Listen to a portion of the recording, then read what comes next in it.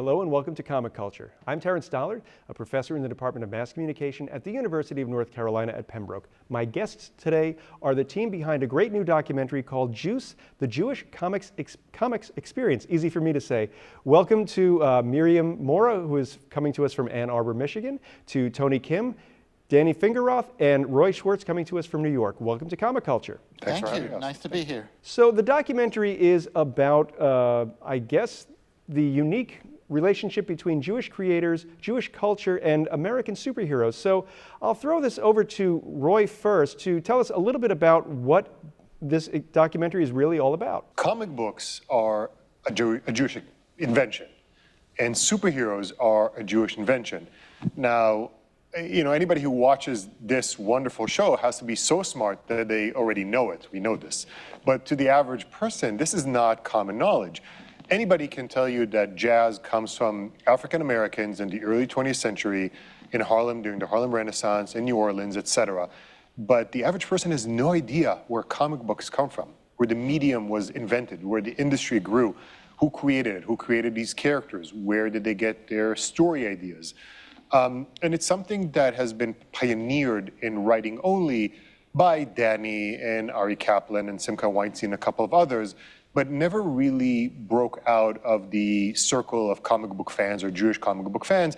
We wanted to bring it to a greater audience, and we wanted to do it on screen in a way that's entertaining and engaging and exciting. And the one thing about comic books is that it's generally considered to be entertainment for, in many cases, younger readers. And I'm just wondering, Miriam, you are a professor, so I'm wondering what is it about this particular form of literature that you found engaging enough to not only be part of this documentary, but to do studies into?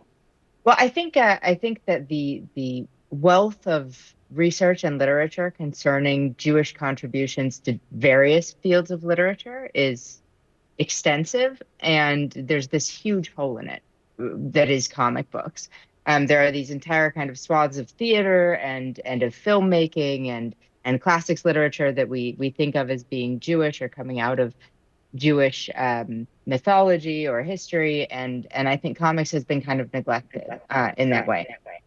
I myself am an immigration and ethnic historian, so I focus on America and the acculturation process. And so the comic book history, the Jewish comic book history, particularly speaks to me because it's such a story of acculturation. It's a kind of, the more we study about or learn about the Jewish history of comics, the more that we can understand Jews in America at this moment and their process of becoming American, but also we can get insights into the industry and the characters that we really love.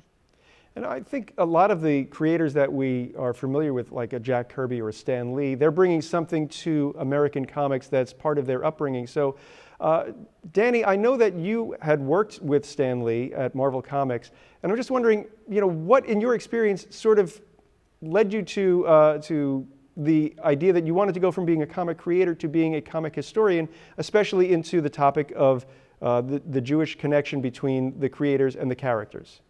Well, you know, you're right. I started working in comics in the late 70s when a lot of the early creators were still around and writing and drawing and editing comics.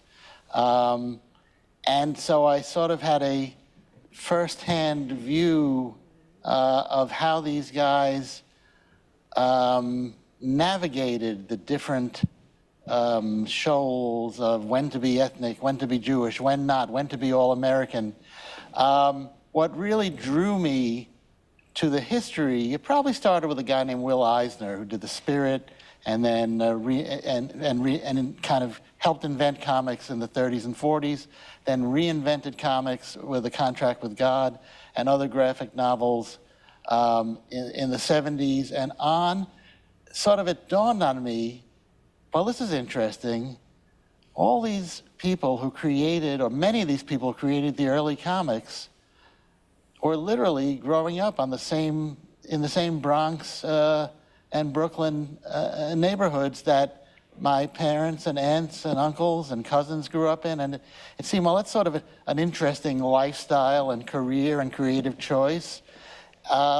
They went into comics instead of being doctors, lawyers, business people, entrepreneurs in in whatever field. So that kind of fascinated me, and as the years went on, that interest grew more and more, and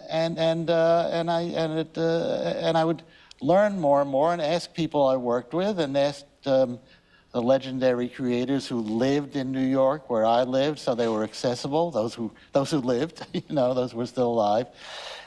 Stan was one of them, but also Jerry Robinson, Erwin Hazen, Jules Pfeiffer.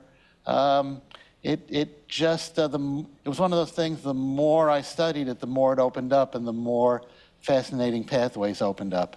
It is fascinating because in this documentary, we are able to look at some of the great comics. We're able to look at some of historical documents of these creators as well. We're able to go into archives of photographs. So I'm wondering, Tony, as the director of this piece, how much time are you spending sort of going into those archives, trying to find all that great stuff, but also, scheduling interviews, making sure that you've got all the footage that you need before you can even sit down and start to piece it together and put that story together? Where did you find the S-cut? Well, in terms of the archives, I got to point this man's got all the archives. He honestly was like a researcher of 20 people. We had to use fair use and public domain footage, and when we pieced the story together, it takes a village. So essentially, he sent some stuff. Obviously, Danny has some great footage. We did some filming here. We went to Midtown Comics, and we shot all over the place within the center. And I mean, I had the best interviewees as anybody could ask. They're a wealth of knowledge. Everything I could ask for, they gave me plus. So it was so easy. The story almost told itself.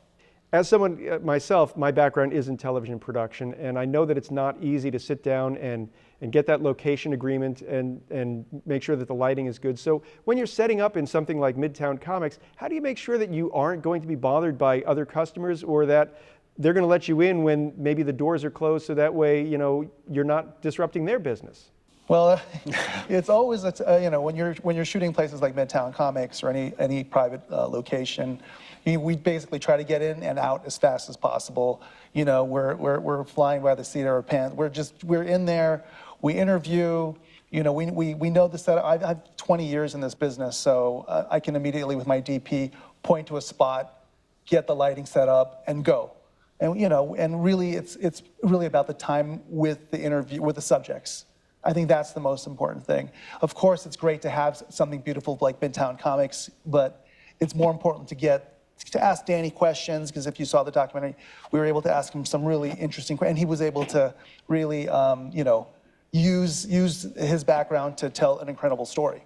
Roy, Tony says that you have, that you're basically 20 archivers in one. So what was it about comics that, again, made you want to sort of dive into that research? I know you are the author of a book, Is Superman Circumcised, which I know is award-winning for the title alone.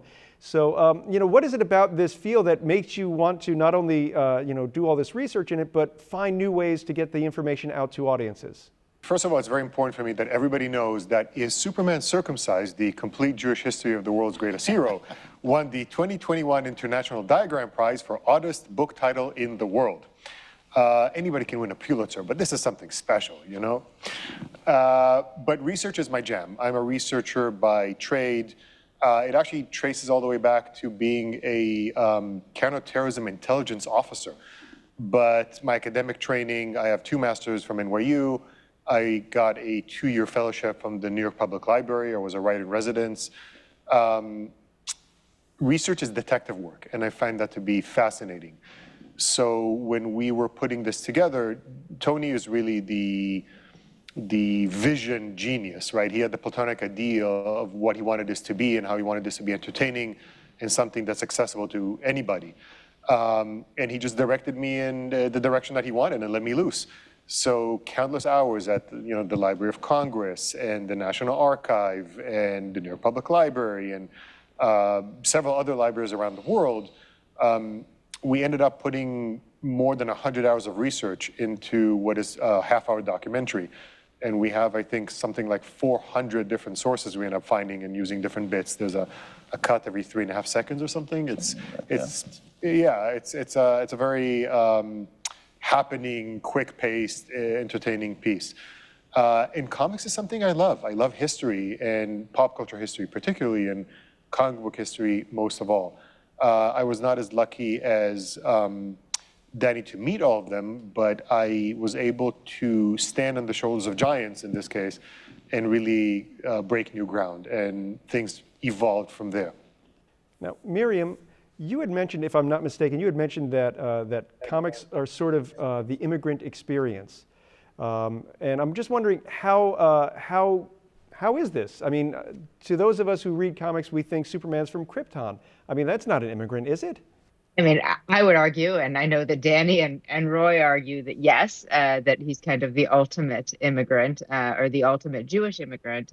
There's all these kind of direct parallels to his, wearing his Kryptonian clothing as a kind of habit under his regular clothes, and his blending in and becoming more presentably American while maintaining his heritage.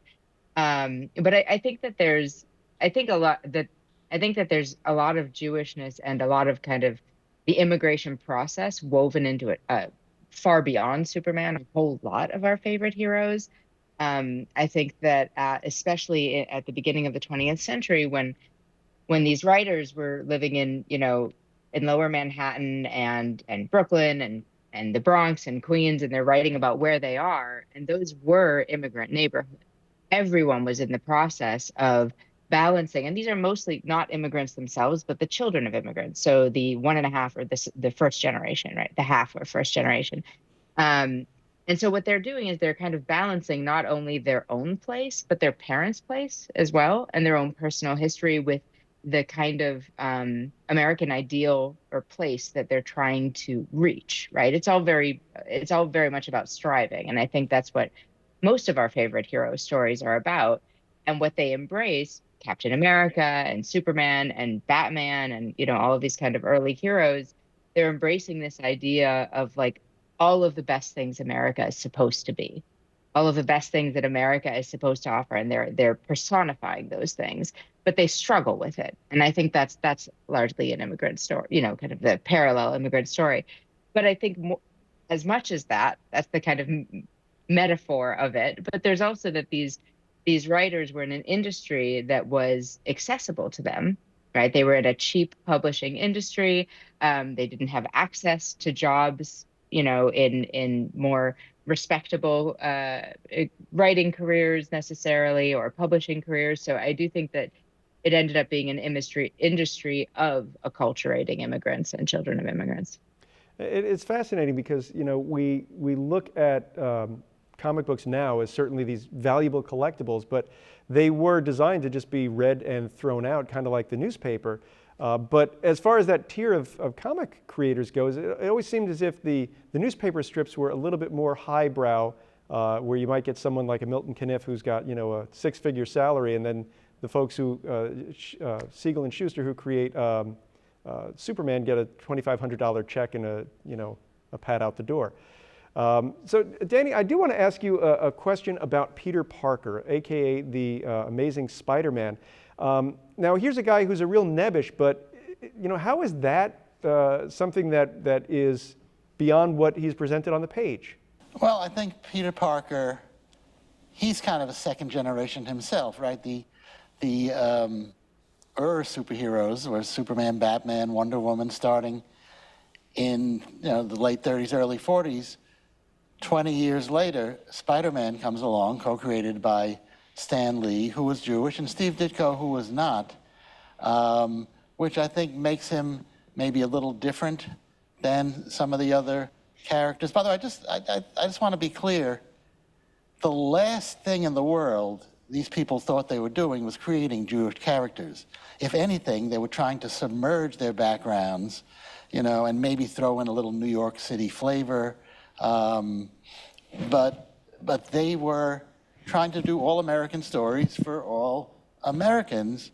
But because of who they were and their backgrounds and their sort of worldview, many of whom had not traveled much outside New York, unless it was to be in the military for a time. And so this is not, we're looking at breadcrumbs here and kind of retrofitting a narrative that I think is there. I don't think it's made up, but it's certainly not something intentional. So I think Stan was trying to do, Stan and Steve were trying to do another riff on superheroes, which were becoming popular again after a quiet period in the late 50s, and comics being through all sorts of censorship scandals. And so they were trying to revive, they were throwing anything against the wall that would work. Westerns, romance, science fiction. Oh, let's try some superheroes again. And so the Fantastic Four had been successful, and so what's now called Marvel didn't even really have much of a name. It was Timely Atlas. Marvel tried Spider-Man, who was very New York, and through Stan, I think Stan felt, why not try to put some of my own personality in it? And so that means kind of a New York, if, you know, it's the classic superhero thing, starting with Superman, starting with the Scarlet Pimpernel. If they only knew, if people only, you know, knew who I really was, they wouldn't treat me like that. And so that, and the cover for that is the Peter Parker nebbish, you know, which really, if you look at Peter Parker, even before the spider bite, is a very angry, isolated kind of person.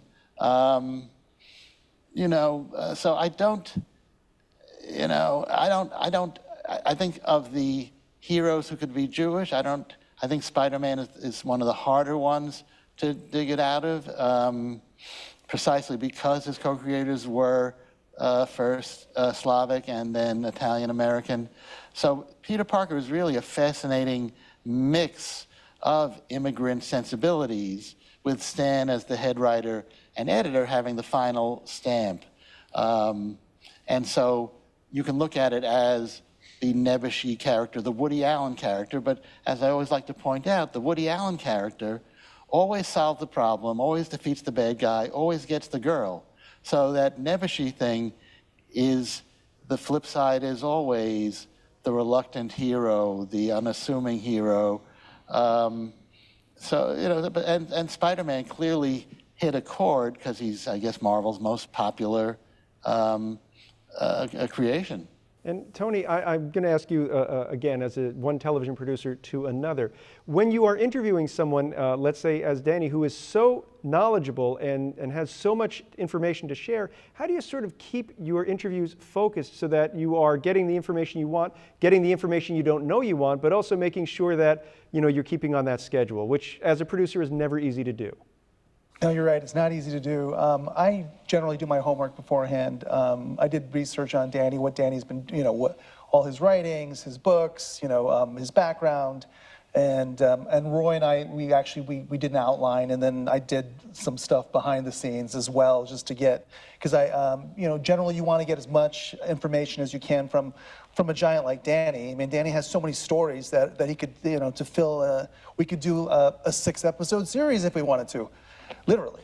And so, you know, what I do is, we had an outline, and I had the questions, and then I really try to dig in and make it more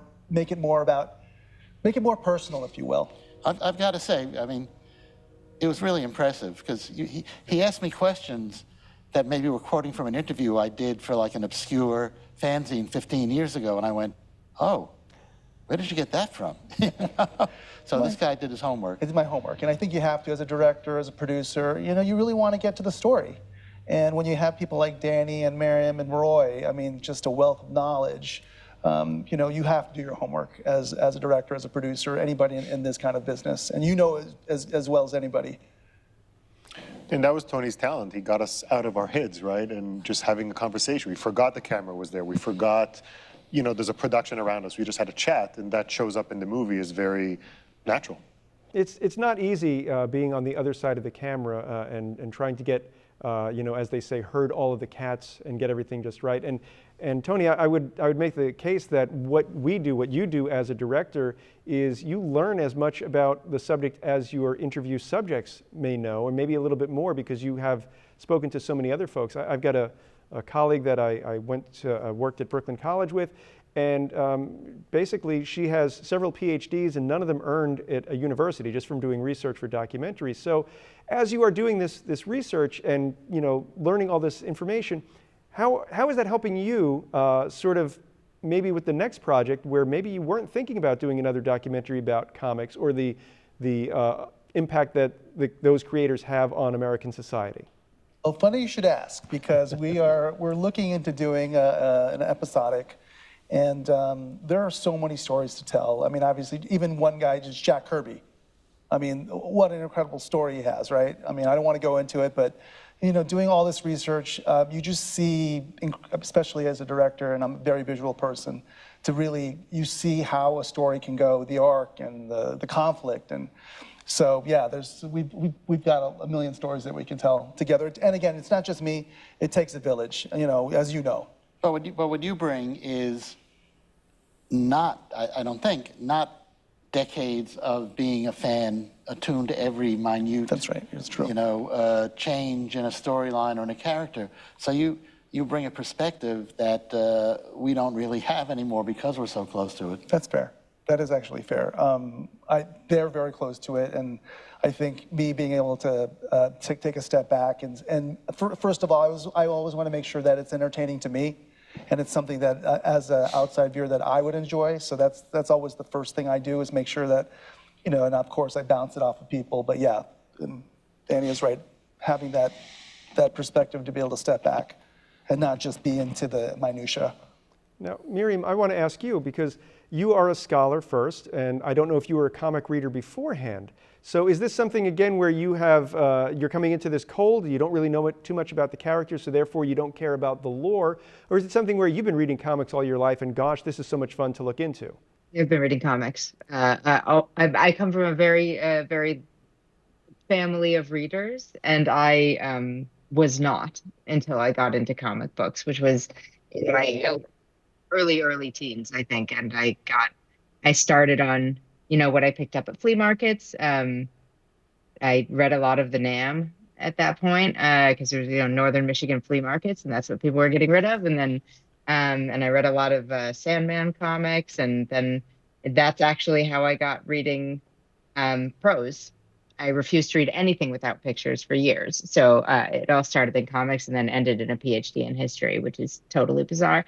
But my research, you say I'm, scholar first. I'd say I was definitely a comics fan first, but I actually didn't study comics. I left comics. I got my master's in Holocaust and Genocide Studies, and then my PhD in immigration history, and my book project, my first book, which came out this year, is on Jewish masculine identity. And there's no denying that there's crossover there, right? Even just this talking about Peter Parker, I could talk about a lot more than we have just in terms of like the way Jewish men are represented. But when the opportunity kind of presented itself to engage with this topic, I jumped at it. I was at where my fine colleagues now are sitting at the Center for Jewish History. I was the academic director, and we were hoping to start a larger project and an exhibit about something relevant and interesting and joyful. And it's the first thing I said. I said, well, we got to do Jewish comics. So Roy, that tees me up basically for the convention that has been going on. I guess this is your second year. Can you tell us a little bit about Jewce? So Miriam is the co-creator of Jewce, the Jewish comics experience at the Center for Jewish History, which is in the city. It's between Chelsea and Union Square. It's a Smithsonian affiliate. It's the largest Jewish archive outside of Israel. It's a very renowned institution and the perfect place for something like this. And it was her and Fabrice Sapolsky and Danny who put it together. And it included an exhibit. Now, there have been exhibits before in different Jewish museums or other pop culture museums about the connection between Jewish culture and Jewish immigration comics, but nothing of this scale. Not with this much original research and artwork and comics and this kind of breadth and depth. So Miriam was the managing curator, and Danny and I were co-curators with a few other people from the center. And we put something that we're very proud of, and that exhibit is actually traveling now. It's traveling internationally. It's currently at the Capitol Jewish Museum, depending when this airs. It should be at the Capitol Jewish Museum in Washington, D.C., Hong Kong, Seattle, there's a few other places it's going to. So we're all very excited about it. Please. And the exhibition is not restricted to superhero comics. It's about alternative comics, underground comics. So it gives Yiddish comics. So it gives the depth and breadth to what comics are to people who might not even know that. So if you come in for the superheroes, but then we'll sneak in some, American splendor. And Yiddish cartoons from the early 20th. It's a very multifaceted exhibit, and it's very much designed for everybody. And then we had a con, a Jewish con, if you will, an event on top of it last year and again this year, which we're very thankful was very successful. We're already talking about the next one. We were going to call it a Jewish Levy, but we decided to call it a Jewish con instead. Ooh. Oh. We without my symbols here. And it was a fantastic event. We had hundreds of people. Again, this is a museum event. This is not somebody renting out a giant convention center with all that. It's all a labor of love. And we also were lucky enough to give Trina Robbins, the independent comics pioneer who really helped shape the industry. She passed away in April of 2024. And we were able to create an award in her name and give it to Chris Claremont, who's a living legend.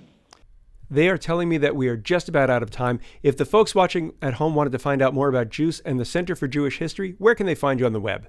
The Center for Jewish History is cjh.org, and Jewce is jewce.org. All right, well, I'd like to thank everyone for taking time out of their schedule to talk with me today. It's been a fun half hour. I'd like to thank everyone at home for watching Comic Culture. We will see you again soon.